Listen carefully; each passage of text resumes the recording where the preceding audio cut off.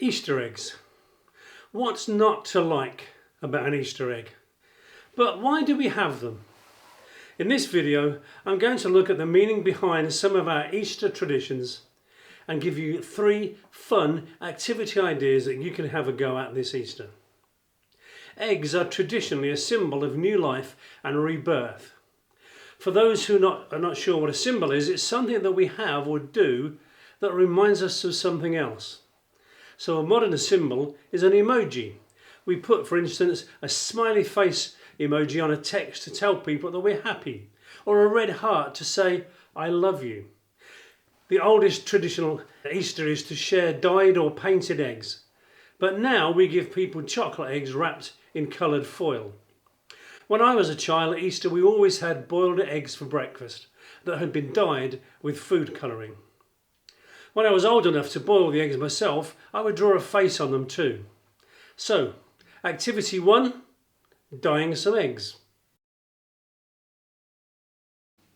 Red is the traditional colour for dyeing eggs and goes right back to the early Christians living in Mesopotamia. Mesopotamia is an ancient land in what is now part of Iraq, Kuwait, Syria and Turkey. But because you can dye your eggs any colour you want. Food colouring comes in liquid or gel. So that's the liquid, this is the gel. Use whatever's in the cupboard. But I do find that gel works best. Put some cold water in the saucepan, which I've already done. Put in your food colouring. Turn on the heat and then pop in your eggs. Give it a bit of a stir.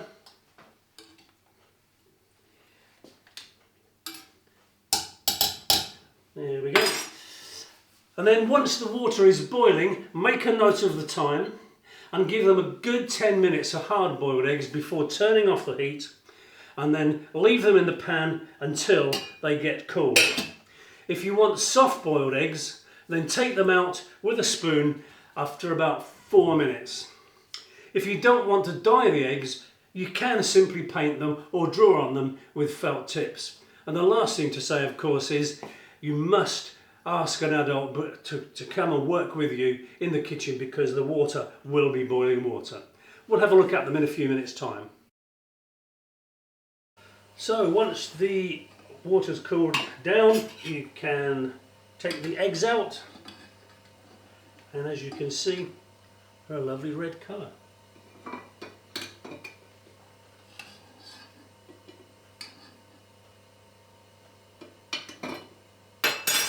Obviously the paler the egg when it goes in, the deeper the colour.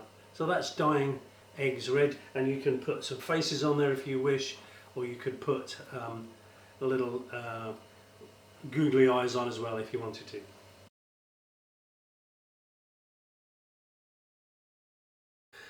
So, if those were the simplest and cheapest forms of Easter eggs, then the most extravagant and expensive ones must be the ones made by Fabergé.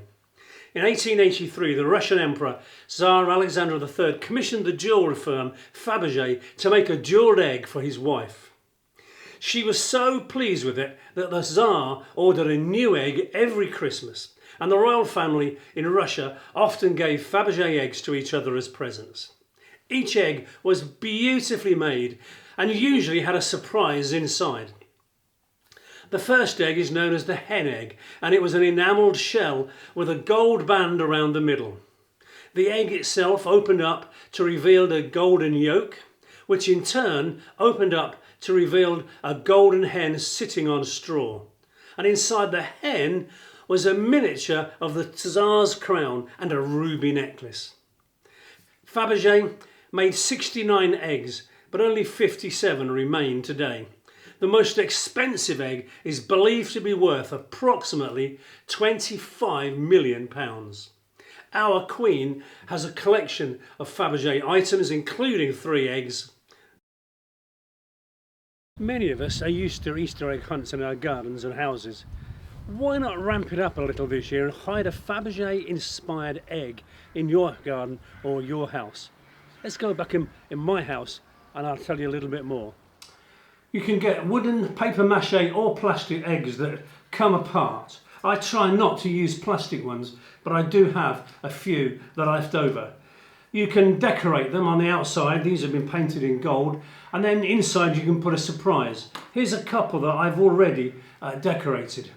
Inside you could put a small toy, some chocolate eggs, but if you do, make sure that they're already wrapped, and a message, and hide them for your brothers, sisters, friends, whatever, in their house or garden. I'm going to hide some for my grandchildren, and also in the gardens of some of the children that live close to me as a surprise. Inside mine, I've put a tiny wooden cross, a slip of paper with an traditional Easter greeting, and some mini eggs. Traditionally, the first words that are spoken on an Easter Day service would be, "He is risen," and all the people would then reply and say, "He is risen indeed."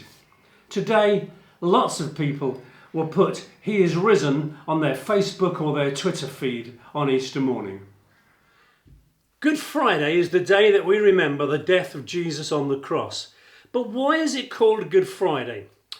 Well, there are two possible reasons. Number one, it could have originally been called God's Friday, and then over time it slowly changed to Good Friday. But number two, and I think a far better explanation, is that according to the Oxford English Dictionary, an Old English word that refers to a day or a season that the church holds as holy. And so in effect, this means it should be called Holy Friday. Now, Easter Day is the third day, the Sunday, when Jesus came back from the dead. And that's why we celebrate by giving people symbols of a new life. During lockdown, I decided to paint pebbles and to leave them hidden in public places for people to find. Hopefully they bring a smile to people's faces, and they can either hide them somewhere else for somebody else to find, or they can take them home with themselves. So my third activity is to paint an Easter pebble. I've got some here that are kind of roughly Easter egg shaped, and I've decorated them in the style of Fabergé eggs. So I've sprayed them in gold paint and decorated them, each one individually. I've also got some here that I've painted an Easter scene on. I've used acrylic paint on all of these, and I'll be hiding these in the next few days. So, keep your eyes open. You never know, you might find one. There are lots of other traditions at Easter. Hot cross buns are one of the most common. When I was a boy, you could only buy them at Easter itself and only from the bakers. So my job on Good Friday morning was to get up early, to cycle down to the bakers, buy the hot cross buns for the family, and then to bring them home for breakfast. The cross on the top reminds us of the cross that Jesus died on. Another tradition is to bake a simnel cake. This is a rich fruit cake that is decorated with 11 marzipan balls on the top, which represent Jesus' 12 disciples, minus of course Judas, who had betrayed him. And so there we have it. 3 different Easter foods and 3 Easter activities to try. Don't forget to like the video and to subscribe to my channel. Thank you.